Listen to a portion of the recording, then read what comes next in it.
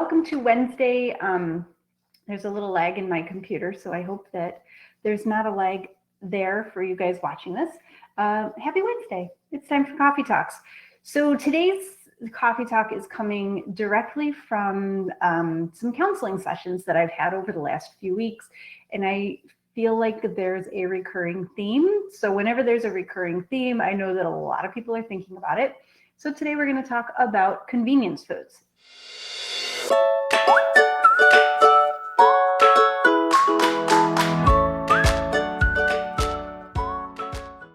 So what exactly are convenience foods? These are things like grocery store prepared meals. So if you're here in my area, our local grocery store has kind of just exploded with all of the different options they have for pre-made proteins and side dishes, even veggies. So those are things, like rotisserie chickens, sushi plate, just everything, right? Pasta, Sunday sauce, like all of these things, right? So that's one version of a convenience food. Another version are things like frozen meals. Okay, so I'm not talking about the banquet meals, the banquet TV dinners from the 1980s, or those awful cardboard pizzas, not those frozen foods. I'm talking about the frozen foods that have gone so much over the top. Now they're including things like vegetables and healthy and allergy sensitive ingredients. So those are also convenience meals. And then things that are like pieces to a meal. So think pre-chopped veggies, already cooked rice and quinoa, those kinds of things. So there are just a number of different ways that you can use these foods and put them into your meal plan in a way that is smart. Okay, so let's see. Okay, cover grocery prepared meals. And meal prep delivery services. I forgot those. So those are the things like HelloFresh, or locally, we have a couple 95 Nutrition, Eat Right Foods, those kinds of things where they mass produce large quantities of meals, and you can go in and buy, a week's worth or whatever it is for however many people you want. Okay. So let's see, that's all of the categories that I have it. So the very first thing that I want you to think about when you think about convenience foods is, why are you using them?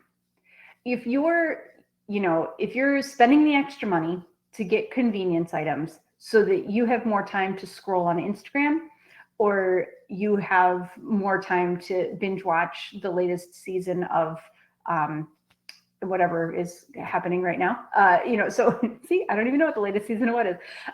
So if you are using these foods so that you can do that, then I want you to think about, is it worth the money in the long run? Okay. If you are using them because you have no idea where to start with cooking and you're overwhelmed, cool. Okay. We can work with that. That I feel like is super valid. If you're using them so that you have that extra few moments to then put that energy into being present and mindful with your meal, perfect. If you're using them to bridge the gap between what you ideally want to be doing and what you have the capacity to actually pull off. So what I mean is, you want to put dinner on the table every night, but your work schedule is unpredictable, or kids have to go to soccer practice, or whatever, you have to go visit mom, whatever it happens to be, right? So if you just really cannot get yourself from prep to the table and you need something to bridge the gap, these foods go perfectly. You should not feel shame. You should not feel like you need to make it up. Okay. I don't want you to feel like these are forbidden items or these are something that you should not be doing, because the way that they're prepared these days, super healthy, super beneficial. Okay. Now, first, I want you to know what you're getting. Read the label, look at how it's prepared. You can't always know, like sometimes you can go up and you can talk to the chef and say, hey, how are you guys making this? How does this, what are you doing? What are you putting in this? You can't always do that. But what you can do, if it has a label, you can look at the label and you can see, is there a really ridiculous amount of fat? So just to give you a bookmark, if we're looking to keep our fat around 50-ish grams a day or less, and that meal is 35 grams of fat or 40 grams of fat, I want you to think about that, okay? Is this worth that? Maybe it is. Of course, it can absolutely be. If it's what you've got, cool, then absolutely. But I want you to be aware of what it is. If it's exceptionally low in fiber, if there's no fiber in it whatsoever, you're going to have to add some fiber perhaps. I mean, obviously, if it's something like chicken, rotisserie chicken is not going to have fiber. You've got to get that from somewhere else. But if you're looking at a whole meal, if it's a prepackaged meal, like a frozen dinner, then, and it has no fiber in it, that's going to be a problem. You're going to have to get that from somewhere. Okay. So I want you to look at your fiber. I want you to look at your protein, and I want you to look at your fat, and just know what's in it and know how it fits in your day. Doesn't mean it can't work in your day, but you'll see that it can't work in your day every day if you still want to reach your goals. Okay. Now, I'm a fan of mixing and matching.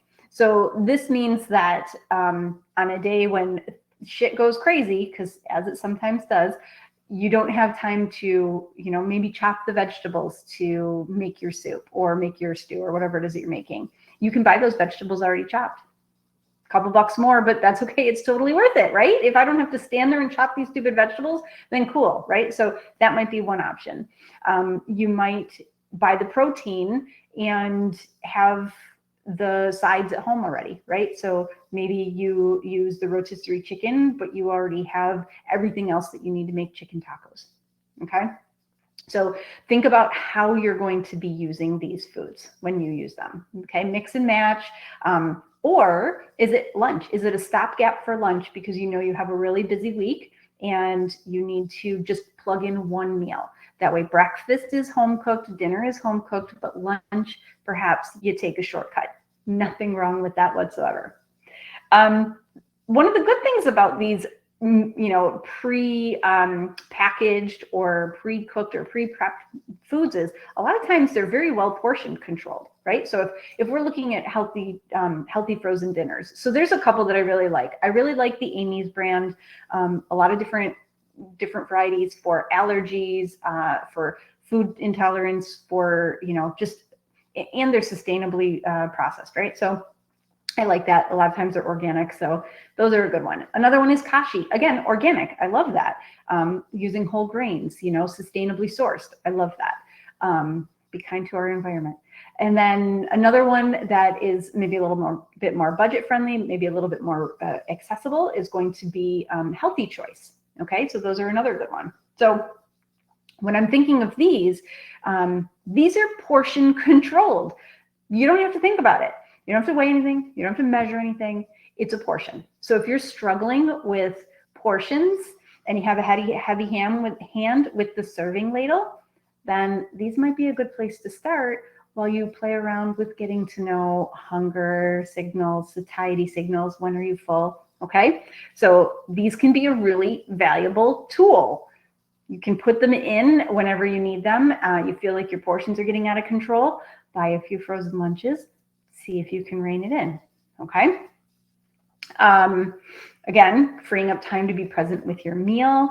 And then the last item, that I want to talk about is, can you save money when you do this?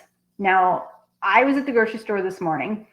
Keep in mind, as I'm filming this, we are about to get our third blizzard of the year, right? So everything is a little bit crazy. Prices are a little hyped, a little bit higher, but sometimes these convenient foods are less expensive than if you get all of the food that you need. So for instance, I'm 2 people right now, right? It's just me and my husband. So sometimes buying enough of something to be cost effective is a waste, because can I realistically use a 5-pound bag of potatoes before they start to sprout?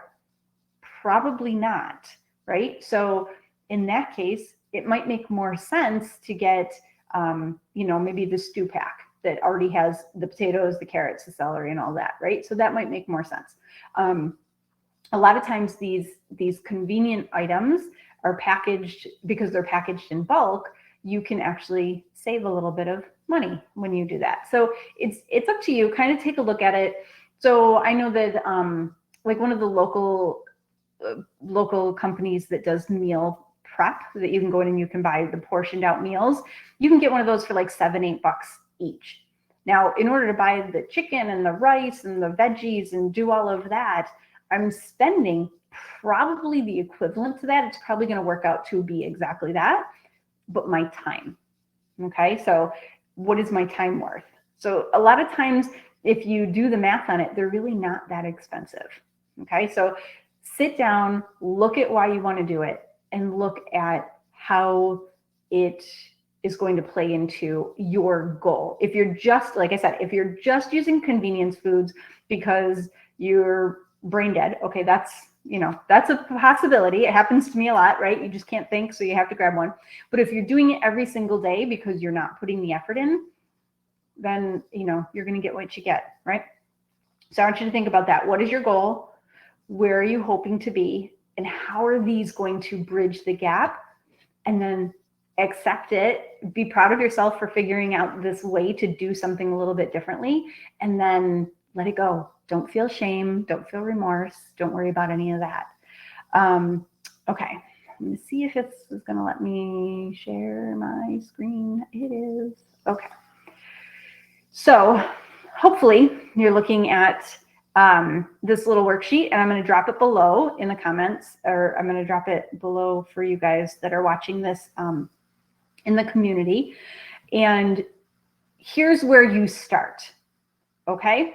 When you look at your week, I want you to, what is your goal? All right. What is it that I want to achieve this week? Write it down. Write it down. It's the only way you're going to know. Second, I want you to pick your breakfast and lunch meals. There are only 5 spots here because really you don't need that much variety. Maybe 1 or 2 breakfasts, maybe 2 or 3 lunches. Okay. Pick a couple, write them down. What are you having? Pick your dinner meals. Now you'll notice, again, there's only 5 spots because you're going to have a night where you want to go out. You're going to have something unexpected come up.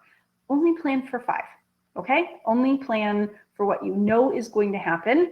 You can have backups. We'll talk about that another day, but don't overschedule yourself. You do not need 5 separate meals. This is where you're going to put in things like, oh, I'm working late, so frozen meal is going to be, right? Or rotisserie chicken, or stop and pick it up at the grocery store on the way home, right? This is where you're going to plug that in. So you're going to have the days that you need the recipes, and then the days that you're going to rely on it based on the trouble spots, based on areas where you know that it's going to be an issue. If you're looking at your week and you're like, nope, smooth sailing, good luck. Fingers are crossed for you. But you can have a couple of these items just hanging out in the freezer just in case, okay? And then I want you to keep track. Did you eat breakfast? Did you have a mindful meal? Pick something that makes sense to you, okay? You can plug in your meals out, right? What meals do you absolutely know that you're going to be eating out? What meals absolutely 100%? There's a special occasion. I don't know, whatever's coming up, right? Plug it in here first, and then write down the days that you're going to shop, and write down the days that you're going to prep. If you know when you're going to shop and you know when you're going to prep, you're going to find that everything falls into place. Now, that doesn't say that maybe prep day, dogs don't come running in the house covered in skunk because they got skunked and you have to change your plans. That does happen to the best of us. But at least you had a plan and you can pivot, okay? And then, I talk about it a little bit in the post that I put earlier, but you should be able to flip out a meal for another one without having your whole week come crashing down. And we'll talk about that more in another day. Today, I really just wanted to spend looking at these, looking at how you can include these convenience meals without feeling shame, okay? Without feeling guilty or that you're not doing enough, okay? So that is why the meal plans that we look at in the membership, that is why they're either 3 days or 5 days to give you room to have a life so that we don't overplan things, because I find that that's where a lot of people go awry. We overplan, we try to be perfect. So convenience foods are a super good idea. I'd love to hear your favorites. I'm always looking to see what other people have tried and what they have liked. And of course, if you have questions, let me know. We can absolutely chat about it. If it's a question that I find that a lot of people have, I can include it in another Wellness Wednesday. That's all I have for today, and I will see you next week with another tip.